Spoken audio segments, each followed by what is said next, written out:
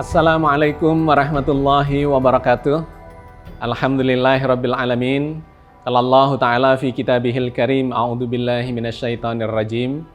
Laqad khalaqnal insana fi ahsani taqwim, tsumma radadnahu asfala safilin ilal ladzina amanu wa amilus sholihat. Wassalatu wassalamu ala nabiyyina Muhammadin wa ala alihi wa ashabihi wa ummatihi ajmain. Sahabat sekalian, alhamdulillah kita berjumpa lagi di program Islam Futuristik episode yang ke-41. Kita akan masih melanjutkan kajian tentang Adam dan Hawa dan munculnya peradaban di planet bumi ini. Sudah belasan episode kita berbicara tentang Adam dan Hawa ini atau munculnya peradaban awal di planet bumi ini, tetapi masih menyisakan banyak misteri, sehingga di forum kita juga masih muncul sejumlah pertanyaan yang ini akan terus kita klarifikasi supaya kita ini mendapatkan kepahaman yang utuh, yang holistik, yang bisa dipertanggungjawabkan baik secara dalil-dalil yang otoritatif dari agama kita maupun dalil-dalil data-data yang ilmiah ya dari sisi saintifik.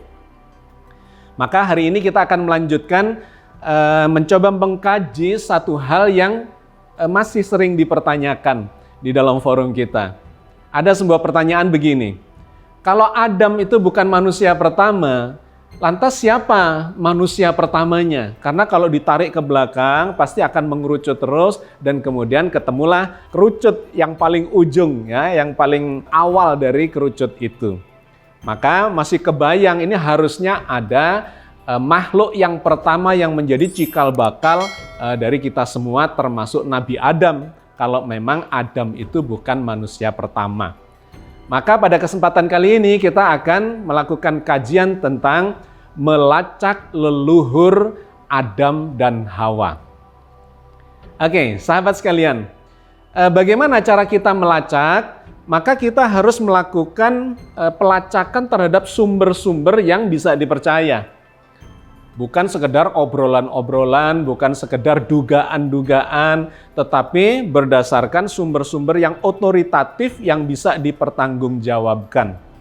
Maka kalau kita melakukan hal itu, hanya ada dua sumber otoritatif yang bisa dipertanggungjawabkan itu.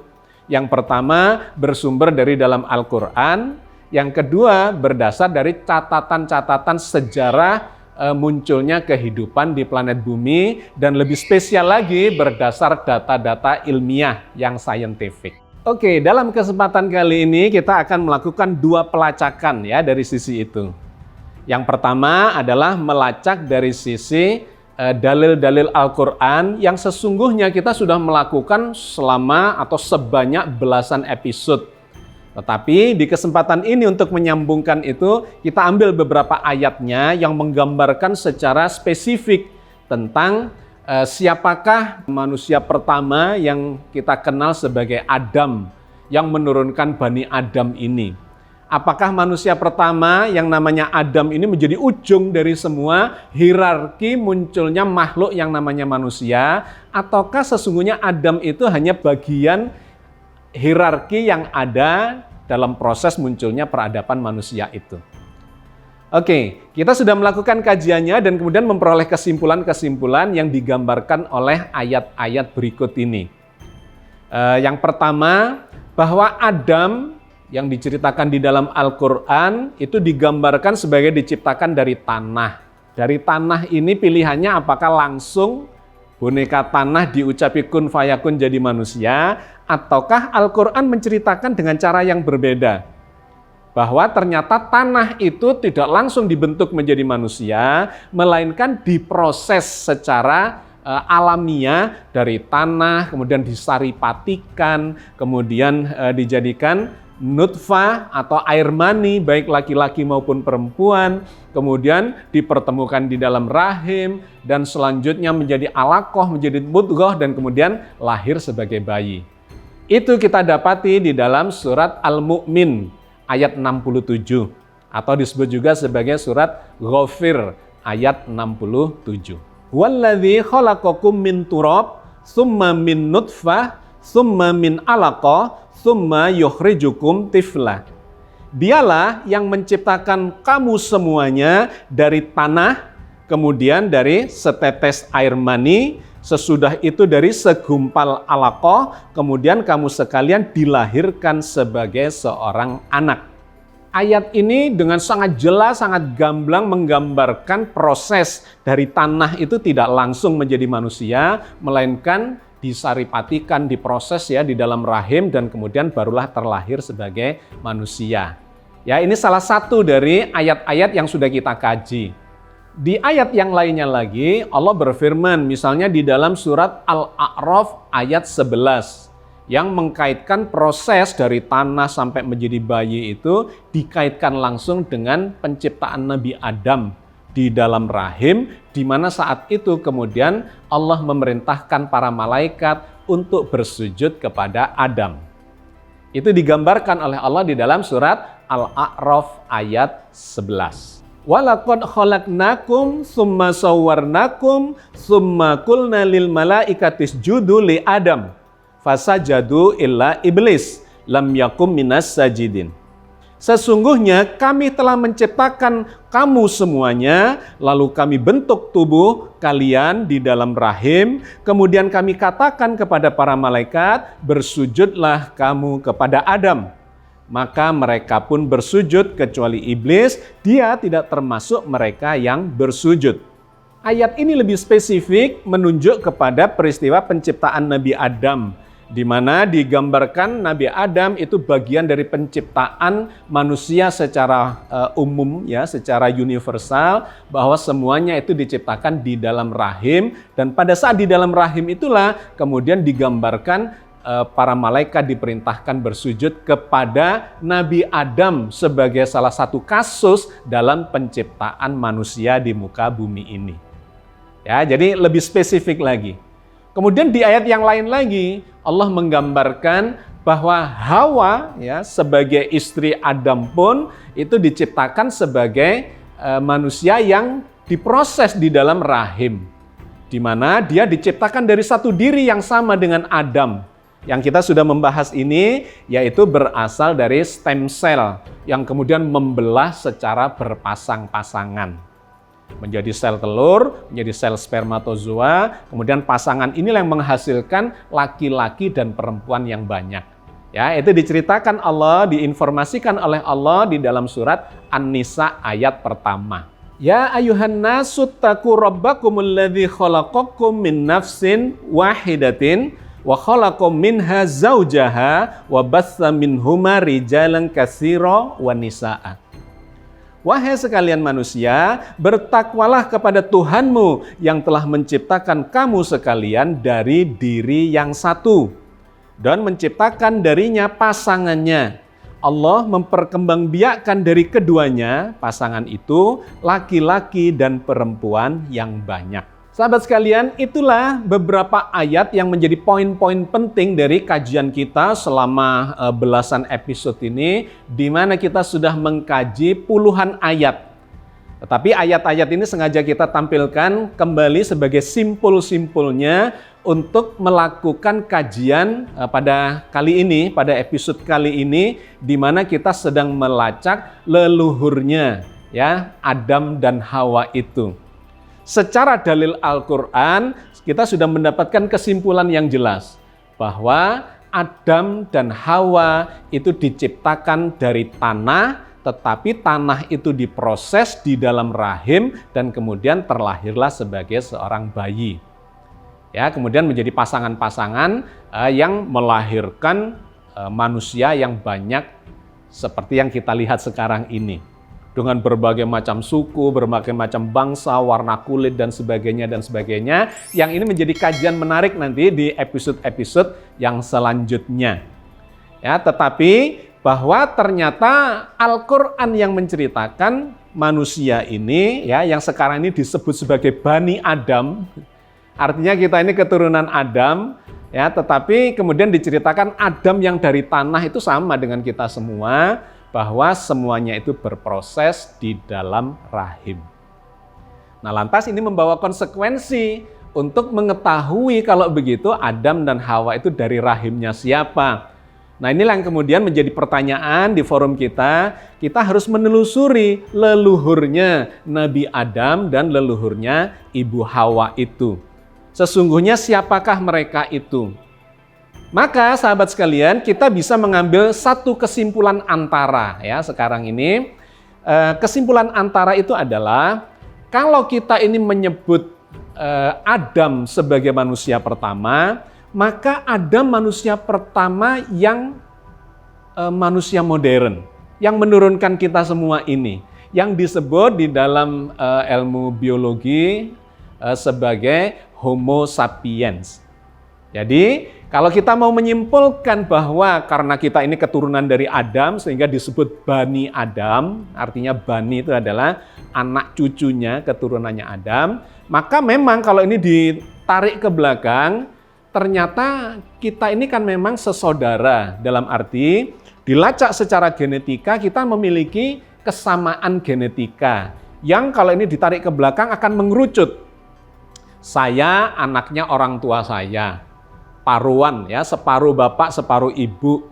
Bapak saya adalah anaknya dari orang tuanya lagi, separuh bapaknya separuh ibunya.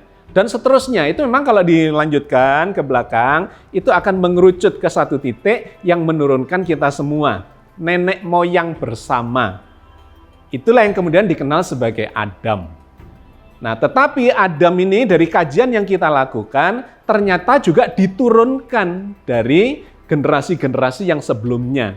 Sehingga kita sudah mendapatkan kesimpulan antara yang lain bahwa Adam dan Hawa itu diciptakan oleh Allah di dalam rahim dan kemudian dilahirkan oleh orang tuanya. Ya, jadi sekali lagi kesimpulan pertamanya adalah Adam adalah manusia pertama tapi dalam spesies Homo sapiens. Nah, Homo sapiens ini dari mana kan gitu kemudian pertanyaannya. Ternyata Homo sapiens ini berasal dari kelompok manusia yang juga disebut Homo tetapi bukan Homo sapiens, melainkan Homo erectus.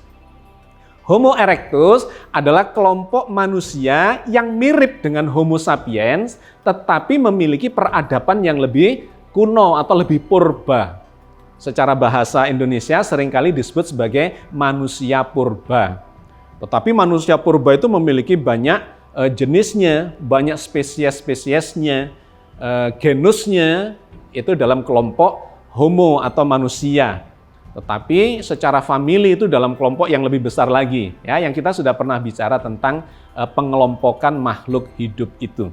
Oke, sahabat sekalian, secara dalil kita sudah melakukan kajiannya ya dari dalam Al-Qur'an sebagai sumber yang paling otoritatif.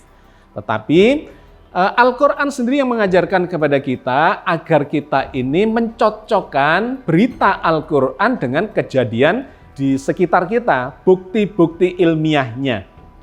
Nah, Allah berfirman di dalam surat Shad ayat 87-88, di mana kata Allah bahwa Quran ini adalah pelajaran, hikmah, sumber informasi ya, yang nanti ke masa depan akan semakin terbukti kebenarannya. In huwa illa dzikrul lil alamin wala ta'lamuna naba'ahu ba'dahin.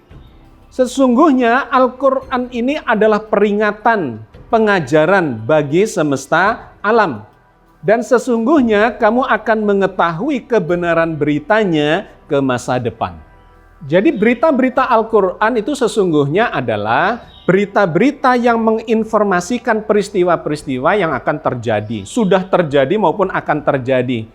Tidak ada barrier antara informasi Al-Quran dengan realitas ya yang ada di sekitar kita, karena memang Al-Quran adalah petunjuk bagi kita untuk memahami realitas di sekitar kita. Maka ini menjadi bagian metodologi bagi kita untuk mencocokkan ya berbagai macam peristiwa, termasuk dalam konteks ini adalah munculnya peradaban manusia di muka bumi ini, bahwa apa yang diinformasikan di dalam Al-Quran itu semestinya sesuai dengan fakta. Dan sebaliknya, fakta itu mestinya juga sesuai dengan informasi dari dalam Al-Quran. Karena dua-duanya ini adalah bersumber dari Allah. Ini disebut sebagai ayat qauliyah, ini disebut sebagai ayat kauniyah. Ini pasti ada kecocokan. Ya, tidak mungkin ini dan ini tidak cocok, itu pasti ada yang salah dalam pemahaman kita. Karena berita Al-Quran itu adalah menceritakan realitas, dan realitas itu akan membuktikan kebenaran Al-Quran. Karena itu, cara yang kedua selain menelusuri dari dalam dalil-dalil ya di dalam Al-Quran, maka kita menelusuri jejak-jejak sejarah. Dalam konteks ini kita bisa melihatnya dalam jejak fosil-fosil makhluk hidup di masa yang lalu. Secara ilmiah sebenarnya kita memiliki dua cara untuk menelusuri jalur ke masa lalu itu. Yang pertama adalah berdasar fosil dan yang kedua adalah berdasar DNA. Maka kita lihat dulu ya secara fosil. Fosil sudah pernah kita bahas, fosil adalah jejak sejarah masa lalu yang dibuktikan berdasar rekaman atau jejak-jejak dari sisa tubuh makhluk hidup di masa lalu yang terawetkan oleh alam. Mungkin tulangnya, mungkin rambutnya, mungkin ya tengkoraknya atau bagian-bagian dari tubuhnya yang terawetkan oleh alam. Nah, dari sini kalau kita telusuri ke masa lalu, maka yang paling dekat dengan sosok tubuh kita, tubuh manusia modern ini, ya, yang Homo sapiens ini, yang paling dekat itu adalah Homo erectus. Seandainya Homo erectus itu masih ada sekarang, tapi ternyata memang sudah punah, semua Homo erectus di seluruh belahan dunia, di berbagai benua, itu sudah punah semua. Ini menjadi misteri yang sangat menarik. Tetapi seandainya dia itu masih ada, maka kita ini tidak bisa membedakan antara tubuh kita dengan tubuh Homo erectus itu. Kecuali ya salah satunya adalah wajahnya itu memang agak berbeda ciri-cirinya. Lebih rata ya kalau di Homo erectus itu, artinya hidungnya tidak semancung kita sekarang, alis matanya lebih menonjol. Tetapi secara keseluruhan tubuhnya, kalau kita lihat dari belakang gitu ya, kita tidak akan bisa membedakan. Bentuk kepalanya kurang lebih sama, tangannya dua, kakinya seperti ini, dan mereka juga berjalan dengan kedua kakinya dengan tegap, bisa memegang peralatan dan sebagainya, yang itu tergambarkan dari artefak-artefak atau barang-barang peninggalan dari Homo erectus itu. Jadi secara tubuh itu kurang lebih sama. Nah, yang membedakan tadi sebagian adalah di wajahnya ya, tapi sedikit. Yang lebih banyak itu adalah pada volume otaknya. Volume otak Homo erectus itu lebih kecil dibandingkan volume otak Homo sapiens. Volume otak Homo erectus itu kira-kira ya 800-an cc lah. Sedangkan Homo sapiens yang lebih cerdas, lebih berperadaban itu sudah hampir 2 kali lipatnya, 1400, 1500 cc. Nah, itu nanti kaitannya adalah dengan tingkat kecerdasannya yang berbeda, peradabannya yang berbeda. Nah, maka kalau kita telusuri ke belakang, data-data tentang Homo erectus itu menarik, yang kemudian mengarahkan kita kepada siapa dan di mana sesungguhnya keberadaan Homo erectus itu di muka bumi ini. Kemiripan Homo erectus dengan Homo sapiens inilah yang diceritakan oleh Allah di dalam Al-Quran, di dalam surat Al-Baqarah ayat 30, di mana Allah menginformasikan kepada para malaikat akan menjadikan Adam sebagai khalifah, dan kemudian malaikat mengira itu adalah makhluk yang sudah ada di waktu itu yang akan dijadikan khalifah. Tetapi ternyata bukan, ternyata Adam yang memiliki kemampuan intelektualitas yang berbeda. Nah, itu diceritakan di dalam surat Al-Baqarah ayat 30. Wa idz qala rabbuka lil malaikati inni ja'ilun fil ardi khalifah qalu ataj'alu fiha may yufsidu fiha wa yasfikud dima wa nahnu nusabbihu bihamdika wa nuqaddisu lak qala inni a'lamu ma la ta'lamun. Ingatlah ketika Tuhanmu berfirman kepada para malaikat, sesungguhnya aku hendak menjadikan seorang khalifah di muka bumi. Mereka berkata, mengapa engkau hendak menjadikan khalifah di muka bumi itu orang yang akan membuat kerusakan padanya dan menumpahkan darah? Padahal kami senantiasa bertasbih dengan memuji engkau dan mensucikan engkau. Tuhan berfirman, sesungguhnya aku mengetahui apa yang tidak kamu ketahui. Ayat ini memberikan gambaran bahwa malaikat sudah melihat makhluk sejenis Adam yang sama ya, secara sepintas kurang lebih sama dengan Adam. Seperti tadi saya ceritakan, kalau kita melihat misalnya Homo erectus dan Homo sapiens ya sepintas lalu maka akan kelihatan sama. Tetapi ternyata bukan itu ya. Adam itu adalah makhluk yang kemudian berbeda. Yang kemudian kita sudah melakukan kajiannya secara saintifik bahwa Adam ini diciptakan oleh Allah secara mutasi genetika sehingga berbeda dengan orang tuanya dan kemudian terbukti nanti memiliki kecerdasan yang jauh lebih tinggi dibandingkan Homo erectus ya, spesies yang sebelum Homo sapiens itu. Nah, sahabat sekalian, penemuan terus berlangsung ya di dunia internasional di berbagai belahan bumi. Yang menarik, ternyata yang awal ditemukan, ya tertua diketemukan, tetapi usianya bukan yang tertua ternyata, melainkan paling awal ditemukan itu adalah dari Indonesia, yang dikenal sebagai manusia Jawa. Di abad ke-19 telah dilakukan ekskavasi dan penggalian-penggalian arkeologis di sepanjang aliran Sungai Bengawan Solo. Ya, ternyata diketemukanlah banyak sekali data-data peninggalan ya fosil-fosil dari yang tertua usianya di sekitar 1 juta tahun yang lalu. Itu diketemukan fosil-fosil dengan usia yang berbeda, yang semua itu menunjuk bukan kepada fosil Homo sapiens, melainkan kepada fosil Homo erectus. Ya, ada yang disebut sebagai Homo erectus soloensis, atau di Flores diketemukan juga Flores siensis. Atau kemudian ada yang Mojokertensis dan seterusnya, itu memiliki usia rentangnya paling tua itu sampai di 1 juta tahun yang lalu. Itu sudah ada di Indonesia. Nah, ternyata menarik, bukan hanya di Indonesia, fosil-fosil yang semacam ini juga diketemukan di Cina, yang dikenal sebagai Homo erectus pekinensis, di Peking atau di Beijing ya. Yang itu kurang lebih usianya juga sama atau bahkan lebih muda daripada yang ditemukan di Indonesia.